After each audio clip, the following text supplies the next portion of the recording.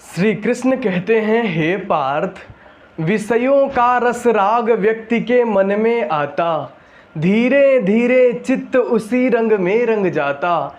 इच्छा होती तीव्र भोग के रस की मन में, पैदा करती क्रोध वही मानव के तन में। करके क्रोध अपार मूढ़ नर बन जाता है, स्मृति होती क्षीण जान सब मर जाता है।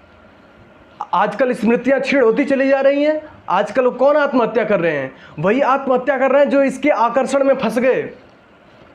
मैंने देखा है, लड़की लड़के घर से भाग जाते हैं, लोग खूब समझाते हैं कि ये तेरी माँ है, ये तेरा भाई है, ये तेरी बहन है, इस माँ ने तुझे 9 महीने गर्भ में पाला है, इस पिता ने तेरे लिए क्या क्या नहीं सहा, इस भाई ने तेरे लिए क्या क्या नहीं सहा। लेकिन वो चीज़ें समझ में नहीं आती हैं, क्योंकि बुद्धि होती क्षीण जान सब मर जाता है।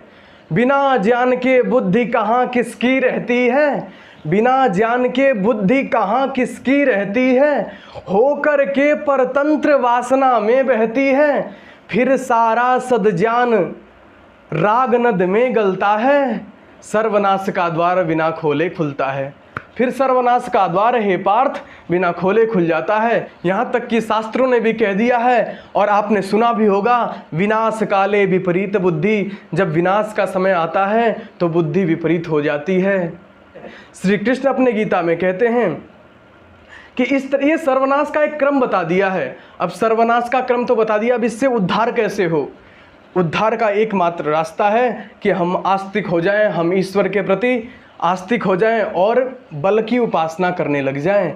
क्योंकि शास्त्रकारों ने कह दिया कि बलम उपाश्व, हे जीव तू बल की उपासना कर।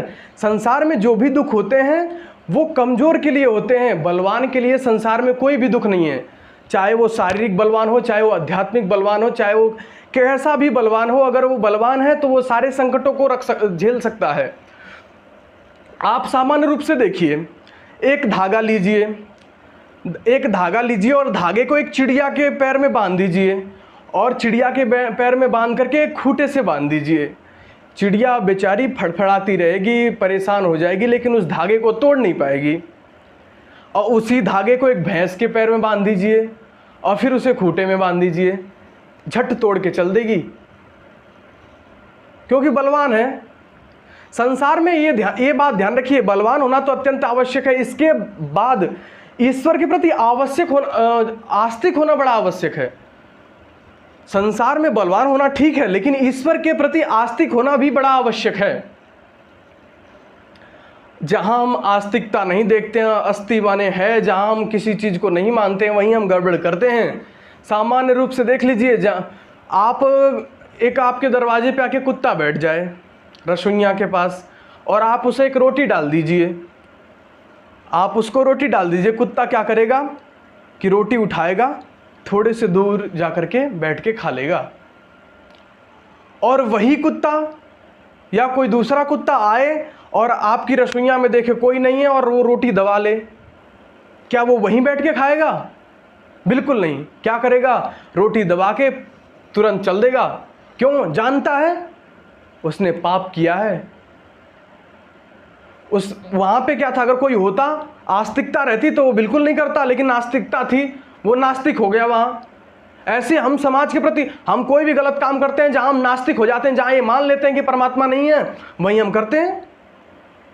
इसलिए आस्तिकता का होना, हम लोग ईश्वर के प्रति आस्तिक हों और संसार में बलवान बने, तभी इस जो सर्वनाश का क्रम है इससे बाहर निकला जा सकता है। मैं भी परमपिता परमात्मा से यही प्रार्थना करता हूं कि आप सभी को एक अच्छी गति मिले, एक अच्छा जीवन मिले। आप सभी का धन्यवाद। नमस्ते।